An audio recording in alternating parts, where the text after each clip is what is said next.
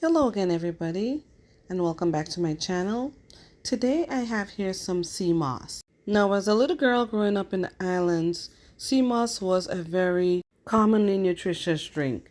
I hated it because it tasted and smelled like the ocean. But now as I've gotten older and understand the importance of all the nutrients and natural minerals that this sea moss contains, it has become a part of my diet and I always stay stocked up on it. Now today I'm going to show you how I go ahead and make my sea moss gel, and a little bit goes a long way. It yields a lot. And here I have it soaked in some water. I already rinsed it out and washed it out because it still has a natural salt from the ocean in it. Some people's methods differ, but I'm just going to show you how I do it. So I've let this soak for about 4 hours. Some people add limes or lemon seed while they're soaking it, but I guess to remove some of the sort of ocean taste or scent in it.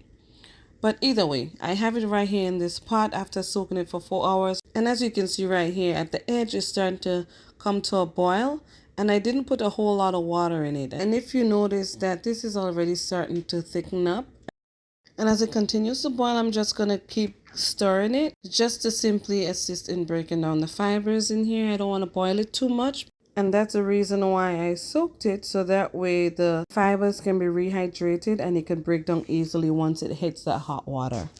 Now, sea moss is natural and is low in calories, fat, and sugars. It's also gluten-free and has small amount of protein, which is good, and is also a good source of vitamins and minerals. It's also a good source of vitamin C and A, which is known to aid in a healthy immune system. And it's a really good source of iron. But do your research. I'm not giving professional advice here. Consult with your healthcare professional before you consume any type of supplements for health benefits.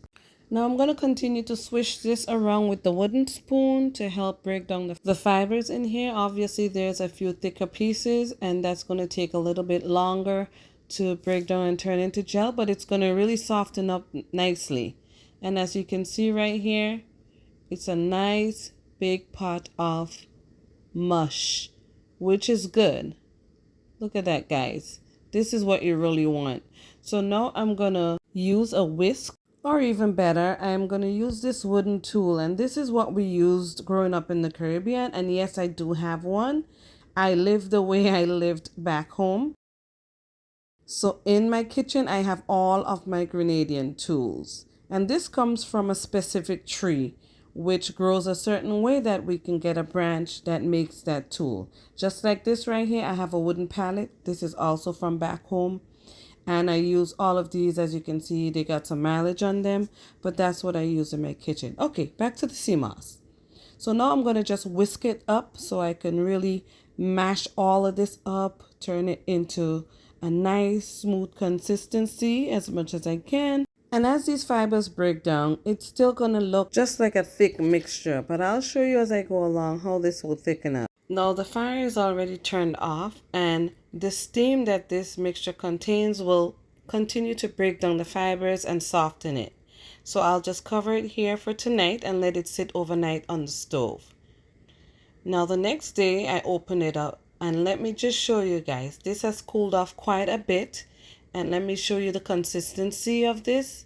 Now it's a nice consistency where I want it to be. Look at that, guys.